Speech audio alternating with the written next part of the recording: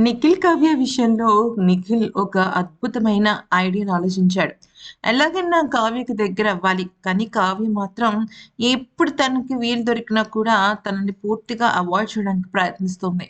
ఈ క్రమంలో నిఖిల్‌కొచ్చిన ఒక అద్భుతమైన ఆలోచన ఏంటి అంటే ఒక సర్ప్రైజ్ గిఫ్ట్ ఇవ్వడం. దాదాపుగా వీళ్ళిద్దరిది 6 ఏళ్ల రిలేషన్‌షిప్. 6 ఏళ్ల రిలేషన్‌లో తనకి ఏమిష్టం, ఏమిష్టం లేదు, ఏదంటే కోరికుంది, ఏది తనకు కావాలనుకుంటుంది, అన్ని విషయాలు నిఖిల్ గురించి కావ్యకి, కావ్య గురించి నిఖిల్‌కి తెలుస్తుంది కదా!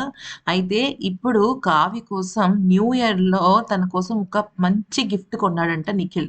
అయితే తను ఇవ్వకుండా అంటే తను వెళ్లి ఇస్తే తను యాక్సెప్ట్ చేయడం లేదు కాబట్టి తన అడ్రెస్‌కి నిఖిల్ ఆ గిఫ్ట్ పంపించాలని ఆలోచిస్తున్నాడు. పంపించేసాడు కూడా. తనకెంతో ఇష్టమైన గోల్డ్ కలర్ వాచ్‌నైతే గిఫ్ట్‌గా ఇవ్వడం జరిగిందంట. అయితే ఆ వాచ్‌ని తీసుకొని మేబీ అప్పుడైనా నిఖిల్‌కి కొంచెం తను పాజిటివ్ సైన్ ఇస్తే మేబీ తను కలుస్తుంది, తన మనసు మారుతుంది అన్న హోప్‌తో నిఖిల్ ఉంటాడు. అంటే ఆ గిఫ్ట్‌ని యాక్సెప్ట్ చేస్తే ఖచ్చితంగా తన మీద పాజిటివ్‌నెస్ ఉన్నట్టే కదా!